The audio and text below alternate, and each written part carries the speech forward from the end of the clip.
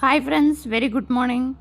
കഴിഞ്ഞ ദിവസം നമ്മൾ പറഞ്ഞു LD ക്ലർക്ക് പരീക്ഷ അതല്ലെങ്കിൽ വരാൻ പോകുന്ന 10th മെയിൻസ് പരീക്ഷയ്ക്ക് തയ്യാറെടുക്കുന്നവർ ഇംഗ്ലീഷ് ചോദ്യങ്ങൾ മുൻവർഷ ചോദ്യങ്ങളിൽ നിന്ന് ഒരു 10 ചോദ്യം വീതം ഡെയിലി പഠിച്ചാൽ ഒരുപാട് പ്രയോജനം ചെയ്യും. നമുക്ക് കഴിഞ്ഞ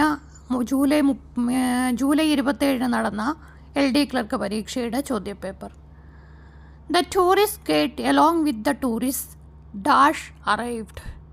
അവിടെ ഫസ്റ്റ് ആയിട്ടുള്ള ടൂറിസ്റ്റ് ഗൈഡിനാണ് ഇമ്പോർട്ടൻ്റ് കൊടുക്കുക.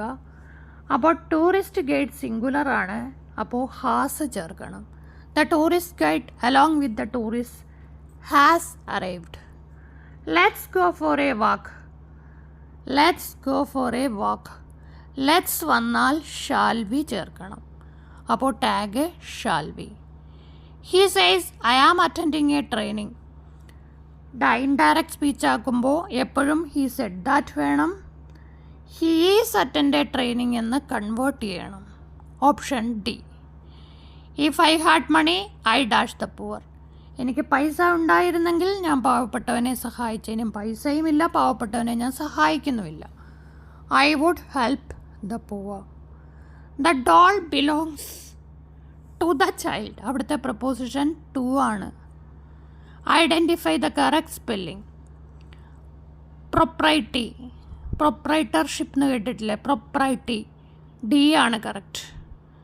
The idiom bone of contention means, bone of contention എന്ന് പറഞ്ഞാൽ subject of dispute. The dash of wolves hold at the moon. വൂൾസിൻ്റെ കൂട്ടത്തിനെ വിളിക്കുന്നത് പാക്ക് എന്നാണ്. Pack of wolves. Identify the synonym of amendment. Amendment എന്ന് പറഞ്ഞാൽ നിങ്ങൾക്കറിയാം, ഭരണഘടനയിലെ ഭേദഗതി എന്നാണ് അർത്ഥം, മാറ്റം. അമെൻമെൻറ്റിൻ്റെ അർത്ഥം modification. Option C. Identify the antonym of deficit. Deficit എന്ന് പറഞ്ഞാൽ കുറവ്, അപ്പോൾ ഓപ്പോസിറ്റ് കൂടുതൽ എന്ന് പറയണം, സർപ്ലസ്. അപ്പോൾ 10 ചോദ്യങ്ങൾ ഇതേ രീതിയിൽ ഡെയിലി 10 ചോദ്യങ്ങൾ മനസ്സിലാക്കി മുന്നോട്ട് പോയാൽ നിങ്ങൾക്ക് പ്രയോജനം ചെയ്യും.